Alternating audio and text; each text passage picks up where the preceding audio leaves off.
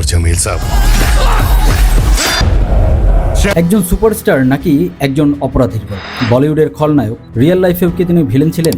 যে অভিনেতার জীবন সিনেমাকেও হার মানায়, তার অজানা গল্প অনেকেই হয়তো জানে। নায়ক থেকে খলনায়ক আবার হিরো সঞ্জয় দত্তের লাইফ স্টোরি আপনাকে চমকে দেবে। 1993 সালের এক ঘটনার পর বদলে যায় সব। কি হয়েছিল সেদিন? চলুন বিস্তারিত জানবো আমরা গল্পের মাধ্যমে, এবং যারা এখনো চ্যানেলটি সাবস্ক্রাইব করেনি তারা চ্যানেলটি সাবস্ক্রাইব করে আমাদের সাথেই থাকুন। বলছিলাম, বলিউডের সবচেয়ে বিতর্কিত এবং একই সঙ্গে সবচেয়ে ভালো বাসার অভিনেতাদের একজন সঞ্জয় দত্ত। তার জীবন যেন এক সিনেমা, ড্রামা, অ্যাকশন, ট্র্যাজেডি আর রিডেমশনের এক অবিশ্বাস্য মিশ্রণ। लियो दास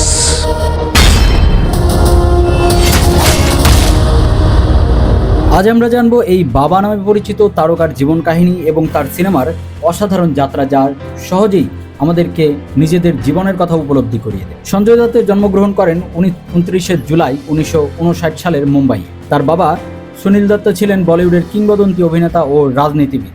তার মা নার্গিস ছিলেন ভারতীয় সিনেমার ইতিহাসের এক আইকনিক নাম। ছোটবেলা থেকেই তিনি গ্ল্যামার জগতের মধ্যে বড় হয়েছেন, কিন্তু এই চকচকে জীবনের আড়ালে ছিল অনেক বড় অন্ধকার। 1981 সালে রকি সিনেমার মাধ্যমে বলিউডে ডেবিউ করেন সঞ্জয় দত্ত। এই সিনেমাটি তার বাবার পরিচালনায় তৈরি হয়েছিল এবং দর্শকদের কাছে বেশ জনপ্রিয়তাও পায়। কিন্তু ঠিক সেই সময়ই তার জীবনে নেমে আসে বড় ট্র্যাজেডি। তার মা নার্গিস ক্যান্সারে মারা যান, যা তাকে মানসিকভাবে ভেঙে দেয় এবং ধীরে ধীরে তিনি মাদকাসক্তিতে ঝুঁকে পড়েন। 80-এর দশকে তিনি একাধিক সিনেমায় অভিনয় করলেও তার ক্যারিয়ারে স্থির ছিল না। তবে 90-এর দশকে এসে তিনি নিজের আসল জায়গা ফিরে পান। বিশেষ করে সাজান, খলনায়ক এবং বাস্তব দ্য রিয়েলিটি, এই সিনেমাগুলো তাকে বলিউডের শীর্ষ অভিনেতাদেরও কাতারে নিয়েছে। খলনায়ক সিনেমার নায়ক নয়, খলনায়ক ডায়লগটি আজও আইকনিক। তবে সঞ্জয় দত্তের জীবনে শুধু সিনেমার মধ্যেই সীমাবদ্ধ ছিল না, তার জীবনে ছিল বড় বিতর্ক। 1993 সালের বোম্বে বম্বিং মামলায় তার নাম জড়িয়ে পড়ে। অবৈধ অস্ত্র রাখার অভিযোগে তাকে গ্রেফতার করা হয় এবং বহু বছর ধরে আইনি লড়াই চালাতে থাকে। এই সময়টা তার ক্যারিয়ারের জন্য ছিল সবচেয়ে কঠিন, কিন্তু এখানেই শেষ নয়। এটাই ছিল তার জীবনের টার্নিং পয়েন্ট। জেল থেকে বেরিয়ে তিনি আবারও ফিরে আসেন সিনেমায় এবং প্রমাণ করেন 2003 সালে মুন্না ভাই MBBS সিনেমায় মুন্না ভাই চরিত্রে তার অভিনয় তাকে নতুনভাবে পরিচয় করিয়ে দেয়।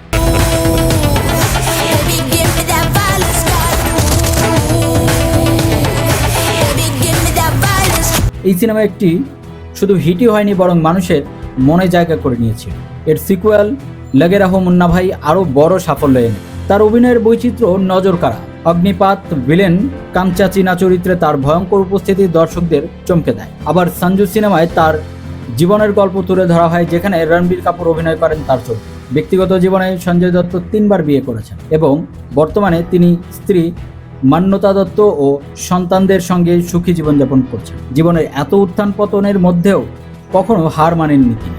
এটাই তাকে অন্যদের থেকে আলাদা করে তুলেছে। শেষ কথা বলতে গেলে সঞ্জয় দত্ত শুধু একজন অভিনেতা নন, তিনি এক অনুপ্রেরণা। তার জীবন আমাদের শেখায় যত বড় সমস্যায় আসুক না কেন, ফিরে আসা সম্ভব। বলিউডে তার অবদান এবং তার লড়াইয়ের গল্প তাকে এক জীবন্ত কিংবদন্তিতে পরিণত করেছে। এই গল্প যদি আপনাদের ভালো লাগে তাহলে ভিডিওটিতে লাইক দিন, শেয়ার করুন এবং আমাদের চ্যানেলটি সাবস্ক্রাইব করতে ভুলবেন না।